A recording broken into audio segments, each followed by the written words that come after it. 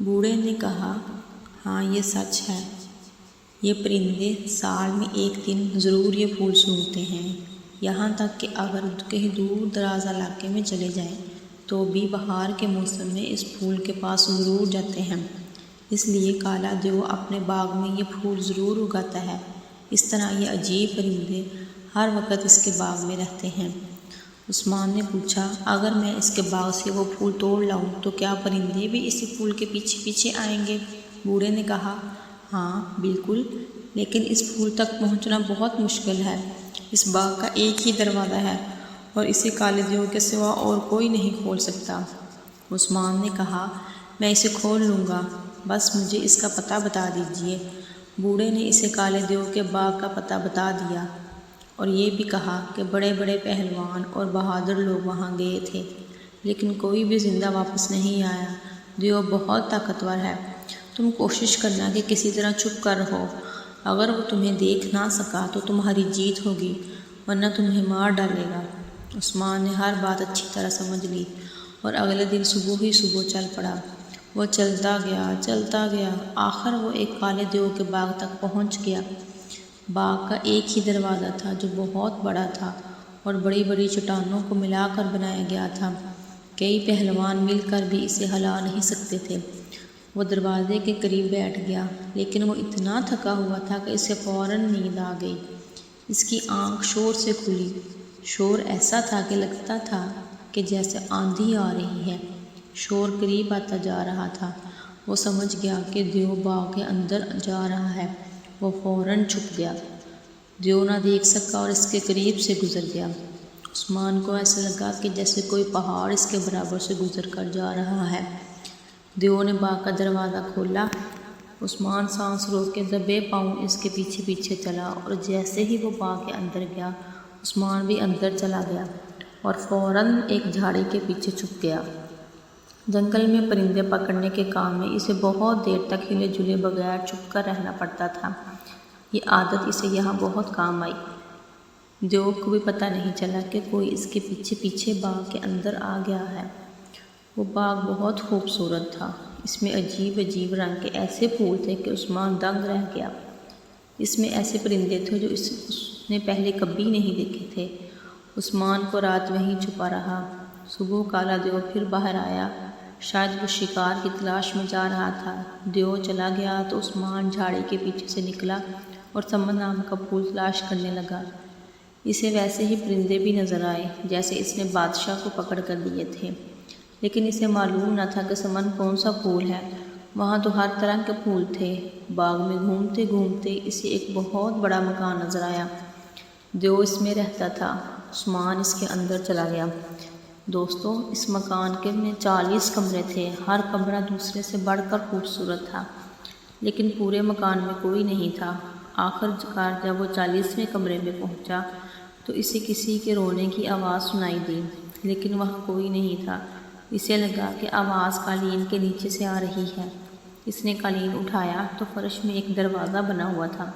اس نے دروازہ کھولا تو سیڑھیاں زمین کے اندر جا رہی تھیں۔ وہ سیڑھیاں اتر کر نیچے چلا گیا۔ نیچے ایک تنگ اور اندھیرا کمرہ تھا۔ رونے کی آواز تیز ہو گئی تھی۔ عثمان نے غور سے دیکھا، اندھیرے میں ایک لڑکی نظر آئی جو ہوا میں لٹکی ہوئی تھی۔ اس کے لمبے لمبے بال چھت میں ایک فانوس سے بندھے ہوئے تھے اور وہ رو رہی تھی۔ عثمان کو دیکھ کر بولی، ارے لڑکے، تم یہاں کیسے آ گئے ہو؟ تم ہو کون؟ فوراً یہاں سے چلے جاؤ، اگر کالا دیو آ گیا تو تمہارے ٹکڑے ٹکڑے کر دے گا۔ عثمان نے کہا، تم فکر نہ کرو، وہ باہر گیا ہوا ہے۔ یہ بتاؤ تم کون ہو؟ میرا نام چندا ہے، وہ منحوس دیو مجھے کچھ سال پہلے اٹھا لایا تھا، تب سے میں یہاں قید ہوں۔ عثمان نے اس کے بال کھول کر اسے نیچے اتارا۔ اس نے پھر پوچھا، تم کون ہو اور یہاں کیوں اور کیسے آئی ہو؟ عثمان نے پوری بات بتائی کہ وہ کس طرح سمن کے پھول کی تلاش میں آیا ہے اور اگر پھول نہ ملا تو بادشاہ اس کی ماں کو نقصان پہنچا سکتا ہے۔ چندا نے کہا، سمن نام کا پھول سب سے پہلے میں نے اگایا تھا، اگر تم مجھے یہاں سے نکال کر لے جاؤ تو میں تمہیں سمن اگا کر دوں گی، پھر سارے پرندے تمہارے پاس آیا کریں گے۔ اس نے بتایا کہ کالے استبل میں تیز گھوڑے بھی ہیں۔ عثمان استبل گیا اور اس نے 2 گھوڑے کھول لیے۔ دونوں ان پر سوار ہو گئے۔ چندا کو معلوم تھا کہ باغ میں ایک پتھر کو دبانے سے باغ کا دروازہ کھل جاتا ہے۔ اس طرح دونوں دروازہ کھول کر گھوڑوں پر سوار ہو کر وہاں سے نکل گئے۔ گھوڑے بھگاتے بھگاتے دونوں عثمان کے شہر پہنچ گئے۔ عثمان کی ماں دونوں کو دیکھ کر خوشی سے پھولی نہ سمائے۔ دونوں کو گلے لگایا، کھانا کھلایا، پھر پوچھا، یہ بتاؤ جو پھول تم لینے گئے تھے وہ ملا بھی ہے یا نہیں؟ عثمان نے پوچھا، امی جب میں گیا تھا تو میں نے آپ کو کچھ نہیں بتایا تھا، پھر آپ کو کیسے پتہ چلا کہ پھول لینے گیا تھا میں؟ امی نے بتایا، بادشاہ کے سپاہی روزانہ آتے ہیں اور پوچھتے ہیں کہ عثمان پھول لے کر آیا کہ نہیں۔ اتنے میں بادشاہ کے سپاہی آ گئے اور پوچھا، تم پھول لائے ہو یا نہیں؟ اس سے پہلے کہ وہ جواب میں کچھ کہتا، چندا نے کہا، ہاں لے آیا ہے، تھوڑی دیر میں بادشاہ کے پاس پھول لے کر جائے گا۔ بادشاہ کے سپاہی چلے گئے تو چندا نے چاقو لے کر اپنی انگلی میں چیرا لگایا، خون کے 2 قطرے نکلے اور نکل کر پھول بن گئے۔ چندا نے کہا، دیو کو معلوم تھا کہ میں اس طرح سمن کے پھول بنا سکتی ہوں، اس لیے وہ مجھے قید رکھتا تھا۔ اب یہ پھول بادشاہ کے پاس لے جاؤ۔ چنانچہ جب وہ پھول لے کر بادشاہ کے پاس پہنچا تو دیکھا کہ پرندے مرجھا گئے تھے، انہوں نے چہچہانا بند کر دیا تھا۔ پھول کو دیکھتے ہی پرندوں میں جیسے جان پڑ گئی، وہ پھر سے بولنے لگے۔ بادشاہ خوش ہو گیا، لیکن چالاک مگو دکاندار یہ دیکھ کر جل گیا کہ عثمان پھر کامیاب ہو گیا ہے۔ اس نے بادشاہ سے کہا، بادشاہ سلامت، یہ پھول تو مرجھا جائیں گے کیونکہ پودوں میں لگے ہوئے نہیں ہیں۔ عثمان سے کہیں کہ وہ سمن کا پودا لے کر آئے جس میں پھول لگے ہوں۔ بادشاہ نے کہا، یہ ٹھیک کہہ رہا ہے، تم کالے دیو کے باغ میں پھر جاؤ اور وہاں سمن کے پھولوں والا پودا اکھاڑ لاؤ۔ اب عثمان نے سوچ لیا تھا کہ بادشاہ اور مغو دونوں کو شرارتوں کا مزہ چکھائے گا۔ اس نے کہا، حضور، یہ پھول کالے دیو کے باغ میں نہیں لگے، یہ تو ایک ایسے شہر میں ہوتے ہیں جو بالکل ہمارے شہر کی طرح ہے، بلکہ اس کا نام بھی وہی ہے جو ہمارے شہر کا ہے۔ جو لوگ مر جاتے ہیں وہ اس شہر میں رہتے ہیں۔ ان سب لوگوں کے بادشاہ آپ کے والد حضور ہیں، جن کا انتقال ہوئے بہت عرصہ ہو گیا ہے۔ جب میں یہ پھول لینے اس شہر پہنچا اور آپ کا نام لے کر بتایا کہ آپ نے پھول منگوائے ہیں تو آپ کے والد بہت روئے اور کہنے لگے، میرا بیٹا خود مجھ سے ملنے کیوں نہیں آتا؟ اگر میں تمہیں اس کا پودا دوں گا تو وہ مجھ سے ملنے کبھی نہیں آئے گا۔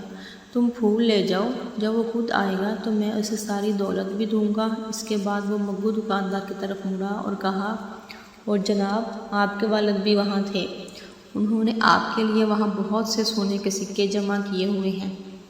چالاک دکاندار سمجھ گیا کہ عثمان ان کو پھانسنے کے لیے باتیں بنا رہا ہے، لیکن بیوقوف بادشاہ نے کہہ دیا، فوراً تیاری کی جائے، ہم ابھی وہاں چلیں گے۔ عثمان نے کہا، چلیے، میں آپ کو لے چلتا ہوں۔ وہ ان کو لے کر دریا کے کنارے پہنچ گیا۔ دریا پر پہنچ کر عثمان نے کہا، اس شہر کا رستہ اس دریا کی تہہ میں ہے، آپ دریا میں چھلانگ لگا دیجئے۔ دریا کی تہہ میں پہنچ کر آپ وہاں کھڑے ہو جائیے گا اور 100 تک گنیے گا۔ 100 تک گننے کے بعد دریا کی تہہ میں ایک دروازہ کھلے گا اور آپ اس شہر میں داخل ہو جائیں گے۔ بیوقوف بادشاہ دریا میں چھلانگ لگانے کو تیار ہو گیا، لیکن چالاک دکاندار نے کہا، ٹھہریے، یہ جھوٹ بول رہا ہے، اگر یہ سچا ہے تو پہلے یہ خود چھلانگ لگائے، وہ دریا کی تہہ میں پہنچ کر اس شہر میں جائے اور وہاں سے سمن کے پھول لے کر آئے، تب ہم مانیں گے اور چھلانگ لگائیں گے۔ ہاں، بات تو آپ کی صحیح ہے، لیکن آج میں بہت تھکا ہوا ہوں، اگر آپ اجازت دیں تو کل تک آرام کر لوں، کل شام کو میں آپ کو سمن کا پھول لا کر دکھا دوں گا۔ عثمان نے کہا۔ وہ دونوں مان گئے، سب واپس آ گئے۔ عثمان گھر گیا، چندا نے انگلی کاٹ کر خون کی بوندیں ٹپکائیں تو وہ سمن کے پھول بن گئے۔ عثمان نے سونے کے وہ سکے بھی پھولوں کے ساتھ لیے جو وہ دیو کے مکان سے اپنے ساتھ لایا تھا اور دریا پر پہنچ گیا۔ کشتی کے ذریعے اس نے دریا پار کیا اور دوسرے کنارے پر ایک تھیلے میں سب چیزیں ایک درخت کے اوپر چھپا دیں۔ یہ کام کر کے وہ واپس گھر آ گیا۔ اگلے دن شام کو سب لوگ دریا کے کنارے جمع ہو گئے۔ عثمان نے انہیں کنارے پر انتظار کرنے کو کہا اور خود دریا میں چھلانگ لگا دی۔ رات کا اندھیرا پھیل رہا تھا، اسی لیے جب وہ دوسرے کنارے پر پہنچ کر دریا سے باہر نکلا اور درخت پر چڑھا تو کوئی اسے دیکھ نہ سکا۔ وہاں سے اس نے تھیلا لیا اور دریا تیر کر پار کر لیا۔ واپس کنارے پر پہنچ کر اس نے بادشاہ کو پھول اور مگو دکاندار کو سونے کے سکے دیے اور بولا، یہ آپ کے والد صاحب نے آپ کے لیے تحفہ بھیجا ہے اور کہا ہے کہ ایسے بہت سارے سکے میرے پاس ہیں، اگر وہ خود آئے تو میں اسے سب دوں گا۔ سونے کے سکے دیکھ کر دکاندار کی آنکھیں پھٹی کی پھٹی رہ گئیں اور لالچ نے اسے اندھا کر دیا۔ اس نے فوراً دریا میں چھلانگ لگا دی۔ بادشاہ بھلا کیوں پیچھے رہتا، وہ بھی کود پڑا۔ دریا کے کنارے کھڑے لوگوں بہت دیر انتظار کیا لیکن دونوں واپس نہ آئے۔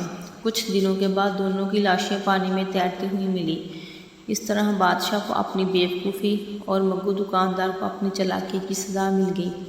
اس کے بعد عثمان کی زندگی ہنسی خوشی گزرنے لگی۔